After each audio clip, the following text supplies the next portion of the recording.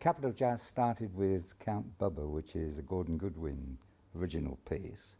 And like all these pieces in the big band genre, it's very important to get really good tempo that fits the piece.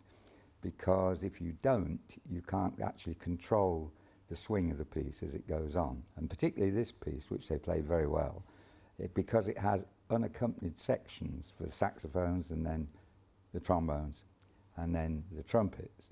And if you have a good groove, you can go through these three sections without losing the intensity of the tempo. If you're racing by the time you get there, by the time you come through those unaccompanied sections, you are actually destroying the groove of the piece. And what they did do was manage it very well. Also, they managed the solos well. Very nice tenor solo and a very nice piano solo. Little bit of too much heaviness behind some of the solos, but one or two little tuning problems, but it was a terrific performance.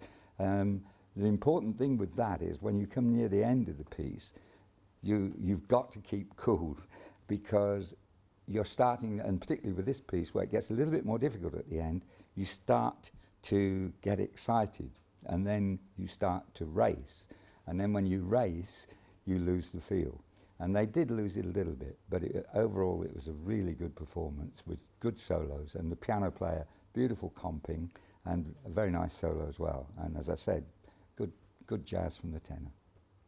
And then they played an arrangement by Sammy Nestico, who is one of the great American arrangers who's been around for a very long time. He's nearly 90 now and still writing. And Chelsea Bridge, of course, is a Billy Strayhorn tune, and it was a trumpet feature, and it worked really well because it was played with a lot of feeling and a lot of understanding, because this is not a very young band, but because they're older, they know what they're doing when they get onto a ballad, a jazz ballad like that.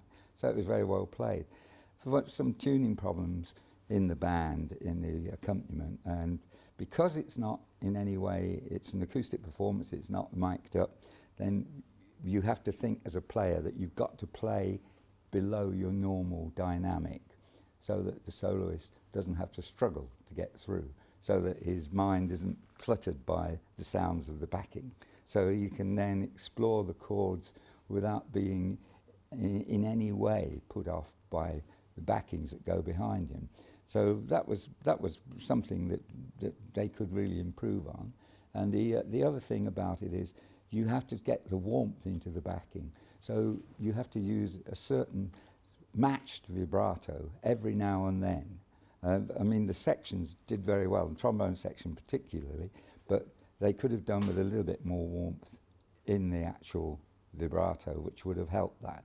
But I know that some bands feel a bit nervous of using vibrato because it puts them back into the 40s, and they don't really want to do that, even though this is a very old tune, a fairly old arrangement, but they're a little bit nervous of it, and they shouldn't be, because if you can match the vibrato, it brings something to the piece that you can't get any other way, which is the whole piece sort of warms up. I know that sounds terribly unmusical term, to warm up the piece, but it's actually what happens when you're, as a listener, you hear it. And I'm not quite sure of why you react to it, but you do. Now, Love for Sale, actually, I don't think they knew this, but this is one of my favourite arrangements. It comes from the pad of the great Buddy Rich band, and he used to play it a lot in the 60s. And the arrangement is by Pete Myers, who is an English trombone player who went over to live in Los Angeles and did very well writing for television and for some films. But the thing about this piece is that it builds all the way through, and you have to control the build of the piece. It starts with the trombones, who've played it really beautifully in tune and with great rhythmic skill. And again, it was a really good tempo, and the rhythm section held the tempo so that the piece develops and can build. The solos, again, were very good. The alto solo, we hadn't heard an alto solo before, that was nice, and so the tenor and the trumpet. And again, the rhythm section comps worked really well. What tended to start to go wrong with it was the same thing I was talking about with Count Bubba, that when it started to get to the end, the last two choruses at the end of Love for Sale are absolute out-and-out what we call shout choruses. They're simple choruses, and the drummer is then laying down a backbeat, offbeat, which rocks the band through it. And if you don't hold the tempo back, it just starts, and it was only a little bit, but it starts to race. And again, when it starts to race, you lose this sort of drive.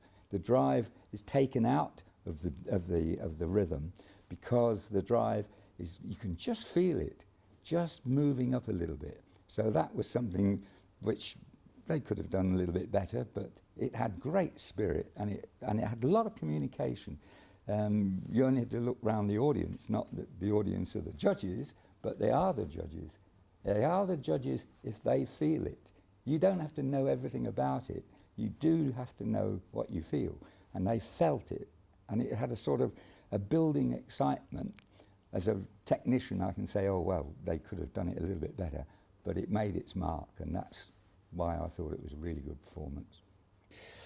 Well, I think that one of the recommendations, and some of the other judges also put their finger on this, is that when you do a program, which this is, it's a little mini program, a mini concert, you've got to find a way of leading the audience into a new area. And one way you can do that is, and it doesn't have to be wild or off the planet, you can do it just by changing the time signature, or playing something a little bit more contemporary, or playing something that, in the case of a big band, will feature a small group within the big band. Or you can play a piece that uses more muted effects, so you get a completely different sound. Because when you hear big band piece after big band piece, it's like everything. If you hear one piece after the other, unless you can find a variation in the actual sound of the piece, the audience is already starting not to hear some of it, because they're being bombarded by the same sound. If you like, regenerate their hearing capability by giving them something that they haven't heard before, like all the trumpets in harmon mutes, get the saxophones onto flutes. Maybe they don't play flutes, but then also play a jazz waltz, or play something like Take 5, which is in 5/4, or play something with a light rock beat, or a Latin, a samba. You can vary it. And what they can do, they probably already got this in their repertoire, I don't know. But what you can do in this situation is vary the main meal, if you like, is steak and chips, but you've got to put a different sauce on it. And you can do that over 3 pieces. You can do that, and that will make it better for them. The other thing is to look at actual matching their sounds and matching the balance between the sections. And in the rhythm section, you can be more adventurous. On the drums, you don't have to keep on the cymbals. You can actually start just going onto a hi-hat or a tight hi-hat, or starting to hit other parts of the drum, like the hi-hat stand, little things like that. And also the fills, which were very good, nice fills. But occasionally you can, for example, in the Buddy Rich piece, what Buddy Rich does in that piece, Love for Sale, just before the shout, when the shout changes key, he does a fill and he stops it a beat early, so there's silence.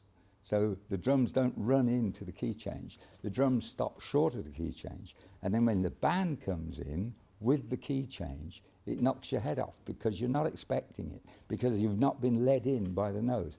And those are little things you can do in the rhythm section.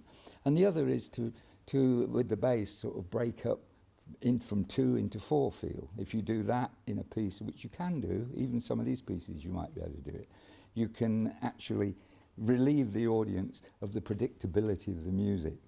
And once you can do that, because it's an exciting music, but excitement is sometimes just a result of the unexpected, and you can do that in music. And one of the pieces earlier nearly frightened me to death, because there was a very loud note in it, you know. And so that sort of thing makes what they're doing more exciting for the audience. For me, the reason this band won this section was because their total commitment to the music. They were totally committed to it. They went for it. They actually made a contact with the audience, which was because of the excitement of the way they played it. and they played with sensitivity and with a good deal of accuracy. The band that won tonight was, for me, very convincing. It was very clear that this band has played a lot of concert with this particular repertoire. They know the style, they know the music really, really well, and that comes across to the audience. And they had most of the technical things in place. They played together, they played with good intonation, they played musically, they played with good style. And they chose an exciting build-up in the program. So it's a worthy winner. The band that won tonight was a very mature performance by all the individual players. I thought there was a lot of good individual solos, very tight rhythmically, and great intonation throughout the band. Wonderful performance, like I've said, on all three of their pieces, and just a worthy winner.